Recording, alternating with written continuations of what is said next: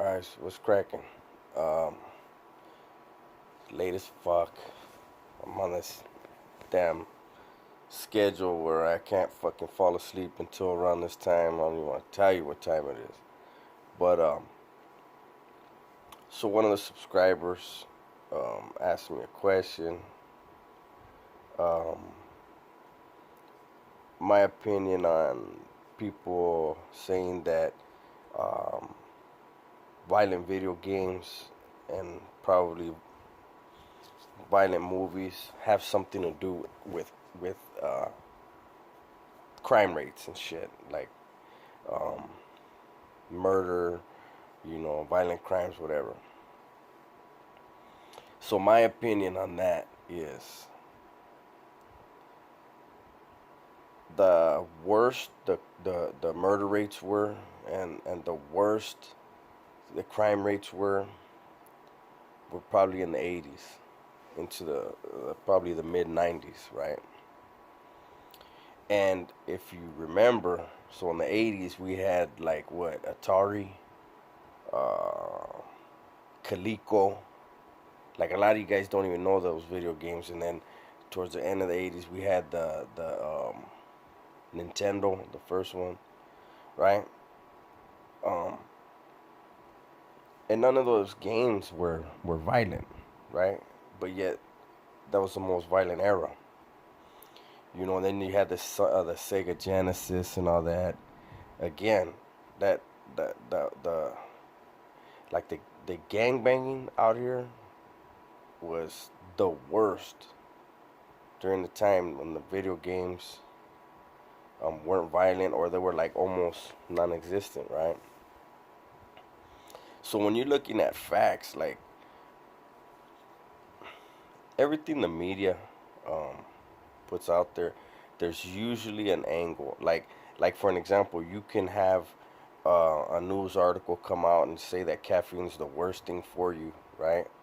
And then you'll have another one right after that saying all the benefits of caffeine, because there's two sides pushing their agenda and getting their way, right? But you can't overlook facts, right? Look at when the crime rate was the worst, and then what were the video games and the movies like then? And so that's one thing. But I think you always wanna try to get to the root when there's a problem. Um, this the only way to solve it, right, is to get to the root and fix that. And in my opinion, the truth is people don't want to look at themselves and see that maybe what they're doing is wrong. So they want to blame something outside of themselves because it's easier. It's easier for their conscience, uh, for their ego, and pride. But trying to massage your ego and your pride ain't fixing the problem. It's actually creating a different problem, right? So that's my 2 cents on that. I really believe that um, when someone wants to create true change in their lives, um, they realize that personal accountability is the root.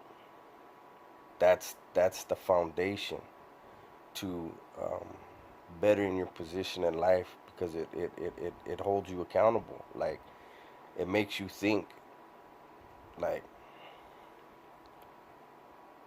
yeah, you can go and you can do whatever, but if you act on impulse like a kid, then understand, there's consequences for that. But when you're gonna hold yourself accountable, you're gonna think about things, and not only that, when you do make a mistake, you're gonna be man enough to say, this is where I fucked up. And if you can identify where you fuck up, you probably won't fuck up again. Not that way. So I don't want to talk in circles. Keep this short. Um, but that's what, to me, my opinion is It's just easier to blame something outside of yourself. So that's what people do. Oh, it was the movies that made them do it. The fuck? What about all the fucking? I don't know. And no movie ever made me fucking do the things that I did. No fucking video game ever made me do what I did. No music made me do what I did. Um, However, now I'm gonna make this a little fucking longer now. There are three things that you have to be aware of if you're a criminal and you're trying to change your life, or you have changed but you still have certain um, things that trigger you, and you're able to catch it, but you might not know how it's triggering you. So there's three things to keep in mind, right?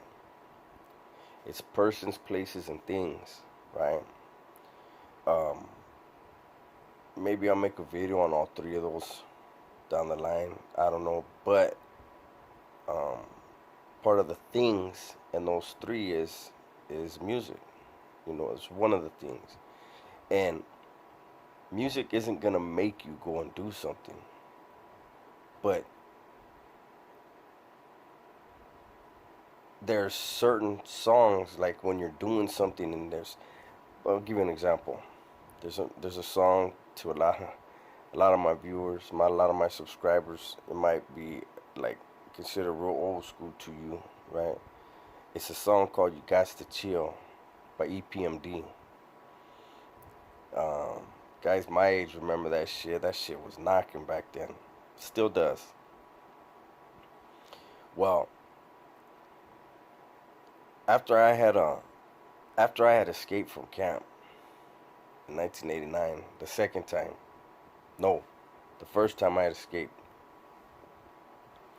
I was out 4 days.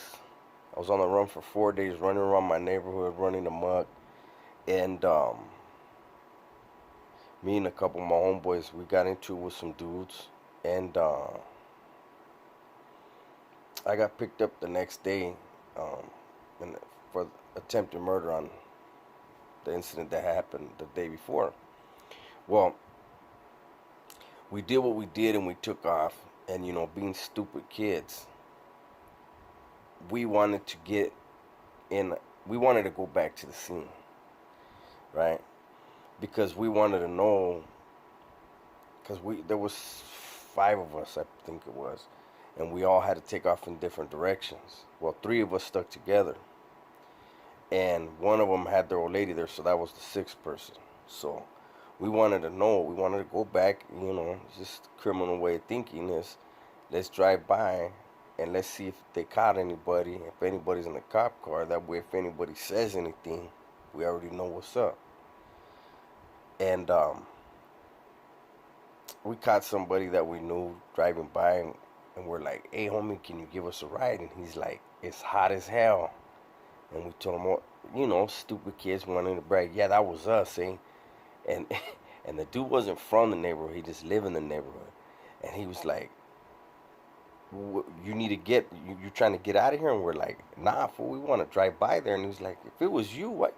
We're like, "Man, just let us get in the car." And remember, guys, back then it was cassettes, and my homeboy, fuck, my homeboy, we're we escaped from camp together. This Vato was walking around with a fucking cassette in his pocket, songs he wants to hear. And we jump in the car, and he slides a cassette in, and it's EPMD. You got to chill. So we drove by, we seen there was some people in the cop cars, and sure enough, I got told on. Um, but anyways, so anytime I hear "You got to chill," it takes me back. I remember, and so um,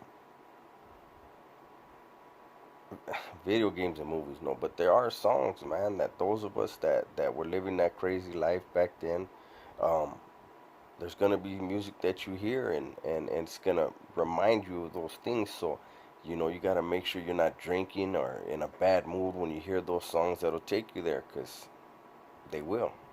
But doesn't mean you have to act in a negative way. But anyways, I'm getting sidetracked. It's late as fuck. That's my 2 cents. I just wanted to answer that question real quick. All right, man. I'm out.